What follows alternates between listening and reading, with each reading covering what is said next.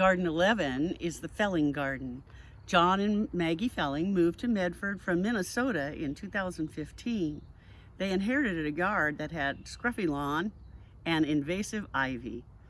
In 2017, working with designer Bonnie Criswell from Shooting Star Nursery, they began to transform their landscape using pollinator-friendly and native plants.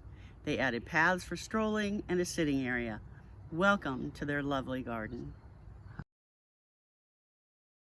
Hi, I'm John. I'm Maggie. Welcome to our garden behind the hedge.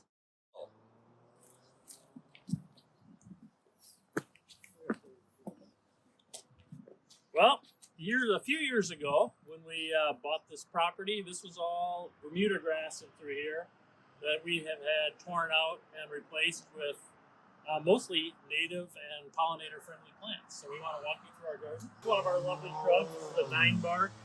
We put it over here because it's kind of big and fill in this corner, block the traffic a little bit, and She's going to bloom very soon for us.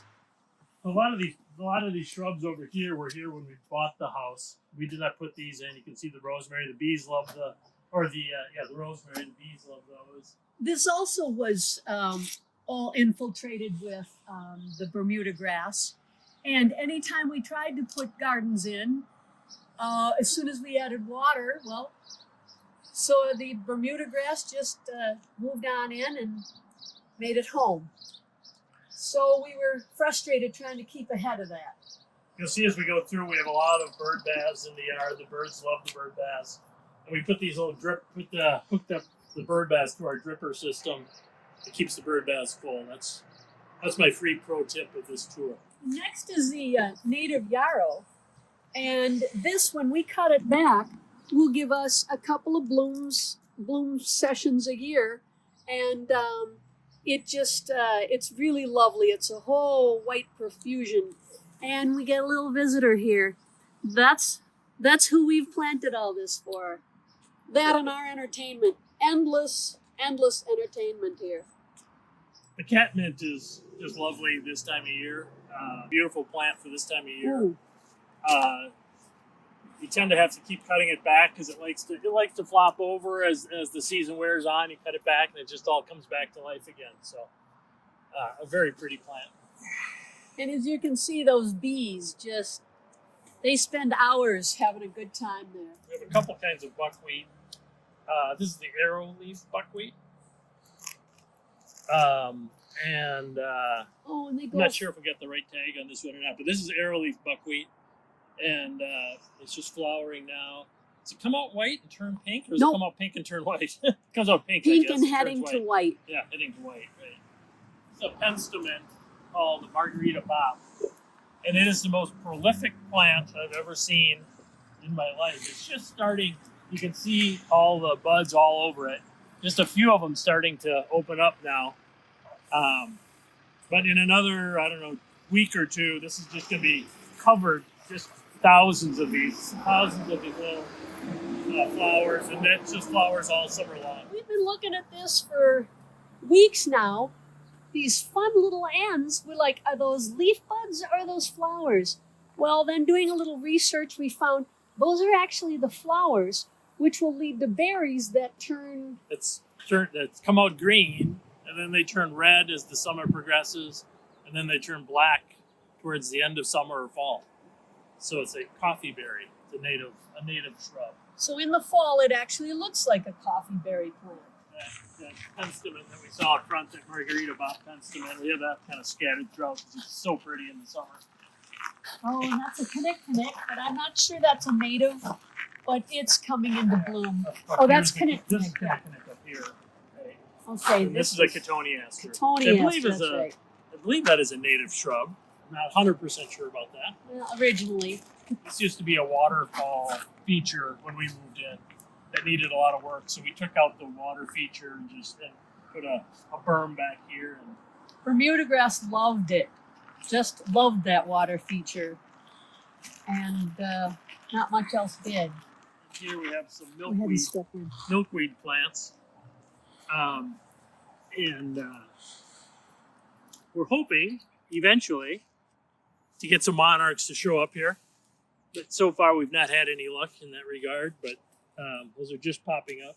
They're a late bloomer. We'll come around this way. There's another fun.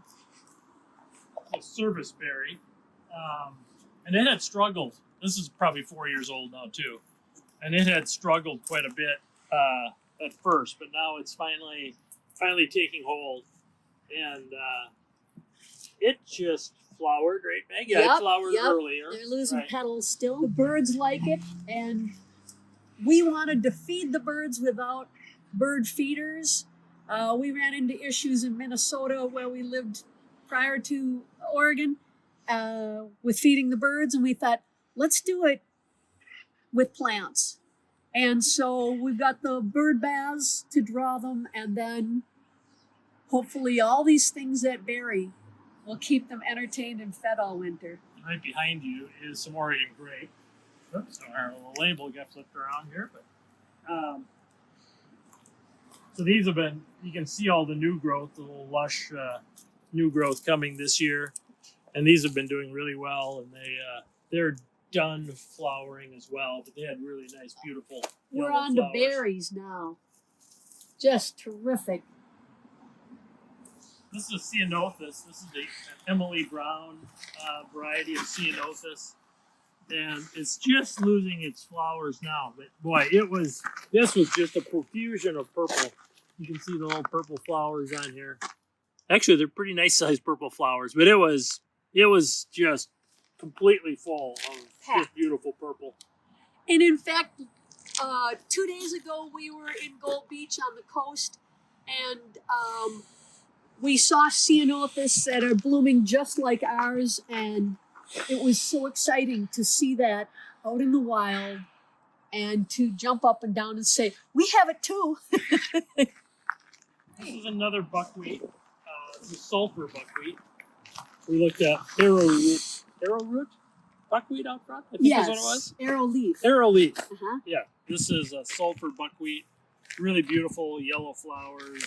And they become these yellow seed pod balls that are terrific. And when they dry, I steal a few of them for inside the house. But in case they have seeds, I leave most for the birds. But these have grown quite well and rapidly. You can see just the huge profusion of blossoms that are just spectacular. We've pulled up a chair and just sat there admiring it, and the bees having a field day. This is a native called Oregon Sunshine. It's just about to go crazy. It's going to be just chock full of yellow flowers. You can see just a few of them coming out now. Yeah, the edges are getting enough sunlight too. But when this thing blooms, it's just a profusion of yellow. It's just lovely. And then here's a California fuchsia, which gives these really nice orange or red? No, red. Right? Red, like little tubular flowers that the hummingbirds like. And it spreads like crazy. We only put in a little bit here, and it's just growing. We have to kind of dig it up every year to kind of keep it under control. But it's a beautiful flower. Yeah, these are little blue-eyed grasses here. And then this one is flowering, but it's just the flowers closed up for the night. I don't think it's opened up yet today. But they're a cute little grass. We have a couple different kinds here. We have these here, and then we have some more over there, a little slightly different. Right over here to your right is a tall-growing manzanita. Austin Griffith's manzanita. And that's just, it's really nice to have the variety of manzanita and watch all the different things they do. And of course that red bark, it's just, it's stunning. And here, our little solar pump, I should say.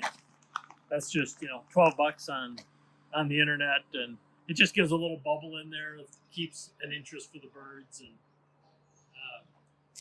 they love that bird bath. This is called a ground cover manzanita, which, when I read about it, says it's also referred to as kinnick, which is what we looked at over there. I think this is a little different type, so I think this is also a type of kinnick. not bloomed yet. Good. Those are the strawberries, which will turn bright red.